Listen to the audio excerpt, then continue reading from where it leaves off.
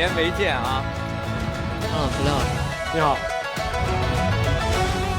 去年王源实现了他的一个梦想，到伯克利学习音乐。之前一直都在工作，然后也没有时间，拿系统的这种学习和充电，因为我身边都太多非常非常厉害的音乐人，所以说学习压力真的很大。然后这一次呢，也学到很多东西，当然其实也算是自己的一种放松。从不同的国家、不同的民族，带着自己的音乐文化的烙印，所以大家聊的过程中，是不是也能碰撞出很多的火花？我有一个同学，他是弹中阮的，中阮，他就用中阮和那些国外的人弹吉他、弹贝斯的人一起弹，然后他用中阮来弹 like funk， 还有 blues、jazz 这种东西，就是我觉得这是一个很好的事情，就是他用我们中国最传统的乐器，然后和国外的人。国外的音乐形式来融合，然后告诉别人，中国的音乐是有态度、有能量的。那今天来到我们经典永流传的舞台，带来一个什么样的作品？今天带来的是读《山海经》，其实是陶渊明读了《山海经》之后的一些感想和体会。其实这首诗里有2个故事，是精卫和刑天。精卫呢是炎帝神农氏的小女儿，有一天她去东海玩耍，结果不慎就是溺于水中，然后他就死后化作一种神鸟，每天从西山捡来石子和树枝，就一定要把东海给填平。对，第2个是刑天跟皇帝争夺神位的时候，被皇帝砍去了头颅，但是他还没有死，他继续手持板斧，另外一只手持着一个盾，继续跟皇帝战斗。那在我们中国孩子，那当然是受影响最深的是《山海经》。对，就小时候我还这些神话故事，对，就知道女娲补天、夸父逐日。对。但是到后来，包括最近又看了一些《山海经》之后，有的体会就是说，它不仅仅是非常有智慧的上古传说、神话故事，它中间还真的是蕴含了一些很深的道理。对。所以这是选择《山海经》的理由。对。那么今天我们来看一看一个上古神话传说汇集而成的奇书，再加上东晋的陶渊明读完之后写下的诗作，再由今天的年轻的王源用他的音乐语言表达，会碰撞出什么样的火花？接下来为经典传唱人王源开启经典传唱时刻。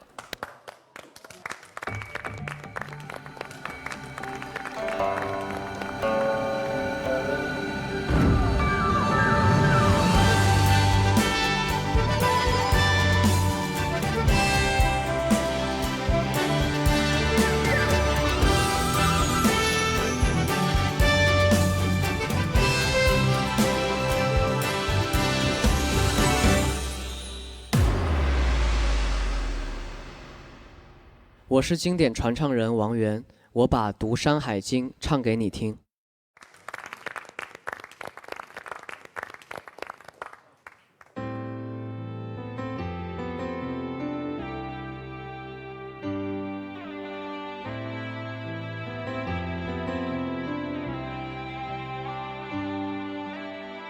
堂前读书孤云作伴，字里行间怦然一番，曾经不解其中意，无端刹那相逢。一边望眼纵然山海远，梦之四方相约，守我心田。今为先为母，将一天沧海，心田无感激，梦之苦常在。今为先为母，将一天沧海，心田无感激，梦之苦常在。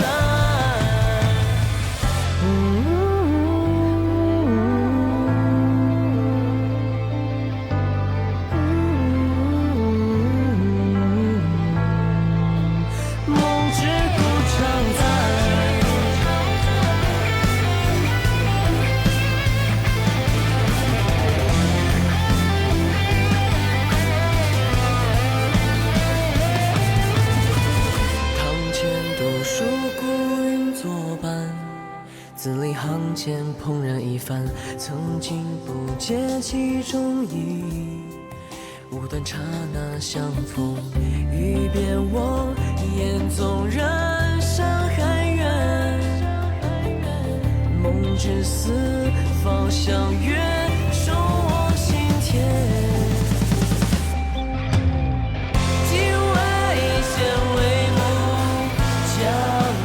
天沧海，心田无感激，梦之故常在。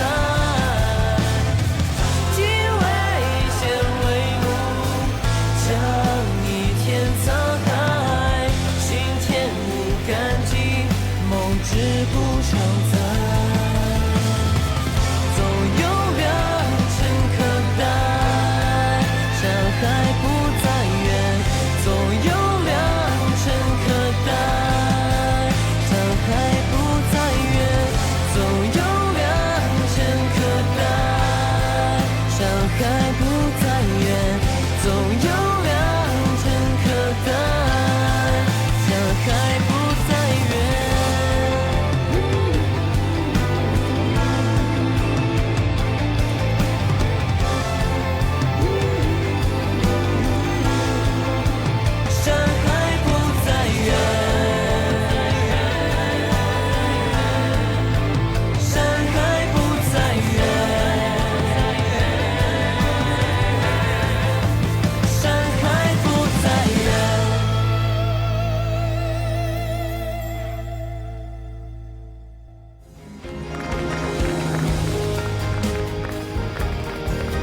谢谢经典传唱人王源。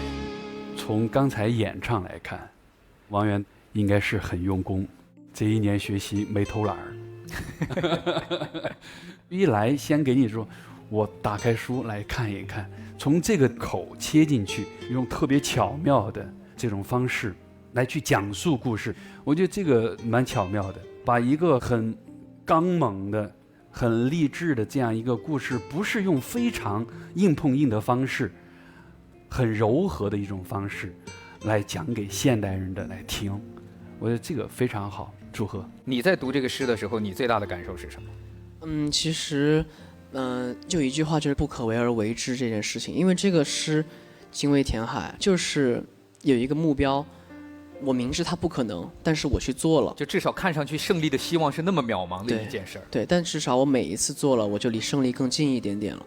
我觉得这个精神，虽然说《山海经》真的是上古奇书，可能到我们现在已经跨越了很多很多年，但我觉得这一种精神是会一直传承下来的，所以我也是被这首歌的精神所打动。说实在的，我没想到经典流传会唱这首诗。山海经这个成书的年代啊，现在已经不确知，作者呢也不确知。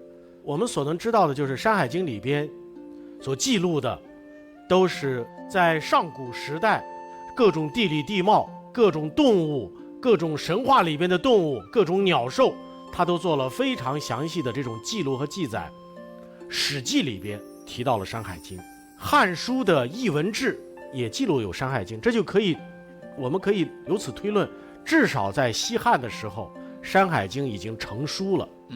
我们不能说它就是上古时代人写的。我们目前认为应该是一代一代积累起来的这么一本书。我觉得这个《山海经》在中国历史上它的一个最大的价值就在于，它让我们了解到在古代，特别是在上古时代，那个时候人们就开始认知了自然，了解了大自然，所以那个里边就是神话和历史，传说与地理，是吧？这个各种各样的，在远古时代的面对大自然的时候，人们中国的先民们所展示出来的想象力，在那本书里头都有记载。它也成为了后代很多文学作品的一个源头。我们今天这是读《山海经》其实它一共13首。对，而且根据就是它第一首的介绍呢，实际上就是在春夏季的时候啊，他有时候闲来无事，就是翻开《山海经》，一篇一篇的看，一篇一篇的看，它是一个一个的故事就有感而发。同物既无虑，化去不复回，就是他们即使化为了异类，他们也从来没有后悔过，继续战斗。但是徒射再西心，良辰俱可待啊！只是呢，他们有这样坚持战斗的心。至于是不是时机投合而能随了心愿，这个事儿不好说。所以他最后这个结尾，他是加了一种悲剧感，对吧？伟大的英雄都是伴随着那种悲剧的感慨的。所以这两个人物呢，就是猛志故常在。后来鲁迅先生有一个话说的很有意思，说在后人的眼中啊，这个陶渊明也飘飘然的时间太长了，就意思说是田园的时间太长。其实他也有猛志故常在的一面，也有金刚怒目的一面。所以这个诗给我们后辈一个最大的印象，就是说这陶渊明不只是一个田园诗人，有时候必要的时候他也会变成个猛男的。谢谢老师。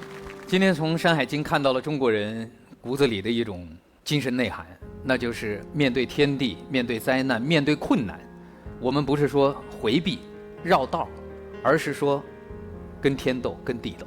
葬身大海，我就把大海填平；太阳太热，我就把它一件一件的射下来。像这样的故事，大禹治水，都是中国人在面对困难的时候我们的处事方式，那就是我们直面困难，敢于挑战，敢于应对。所以我想有这样的精神支撑着，今天的中国人同样面对任何困难，也一定会用自己的智慧和双手去战胜。